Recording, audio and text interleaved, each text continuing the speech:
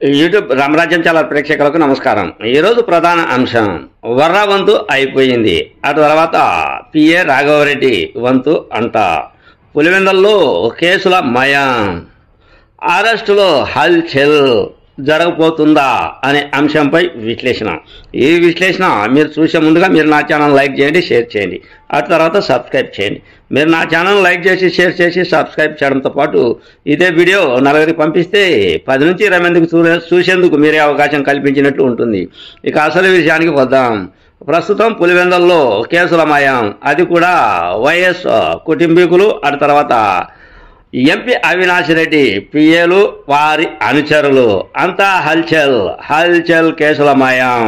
పోలీసుల స్టేషన్ల చుట్టూ తిరుగుతూ ఉన్నారు, డిఎస్పీ కార్యాలయాల చుట్టూ తిరుగుతూ ఉన్నారు. మొన్న హత్య గాయింపబడ్డ వివేకానందరెడ్డి కేసు అంశంగా పిఏ కృష్ణారెడ్డి కావచ్చు, లాయర్ ఓబులెడ్డి కావచ్చు, ఆ తర్వాత కొంతమంది అనుచరులు కావచ్చు, సురేంద్రనాథ్ రెడ్డి కావచ్చు, ఇతర రకాలైన వ్యక్తులు అంతా కూడా వివేకానందరెడ్డి హత్య కేసు అంశంగా, కృష్ణారెడ్డి కేసు వేసిన అంశంగా వీళ్ళు డిఎస్పీ కార్యాలయం చుట్టూ తిరిగారు, విచారణకు హాజరు అయ్యారు. అనంతరం నిన్న హాట్ టాపిక్గా మారింది. ఏమని అంటే, ఆదివారం వైఎస్ ఎంపీ అయినటువంటి వైఎస్ అవినాష్ రెడ్డి పిఏ రాఘవరెడ్డి ఆయన పులివెందులో చేరుకున్నాడు అని, పులివెందులలో రాఘవరెడ్డి ఉన్నాడు అని పోలీసులకు సమాచారం అందడంతో ఆయన అరెస్ట్ చేసేందుకు వెళ్ళారు.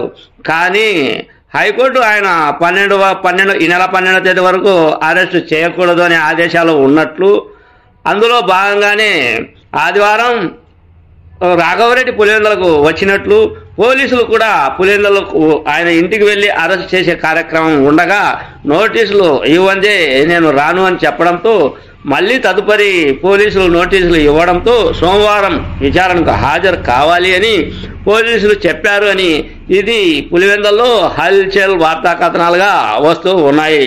అటు తర్వాత ప్రస్తుత రాజకీయ దిశానిర్దేశాల ప్రకారం వర్ర వంతు అయిపోయింది సోషల్ మీడియా. వర్ర తర్వాత అవినాష్ రెడ్డి పిఏ రాఘవరెడ్డి వంతు. ఇంకా వచ్చే కాలంలో ఎవరి వంతులు ఉంటాయో, ఎవరికి కేసులు నమోదు, ఎవరి కేసుల విషయంగా పోలీస్ స్టేషన్ల చుట్టూ తిరగాల్సి వస్తుందో, భవిష్యత్తులో ఏం జరుగుతుందో ఈ కేసుల అంశంగా అంతా పులివెందుల్లో ప్రస్తుతం ఇది హాట్ టాపిక్గా మారింది అనేది నా ఈ చిన్న వీడియో. మీ సీనియర్ జర్నలిస్ట్ తేరంగల కృష్ణయ్య. నమస్తే.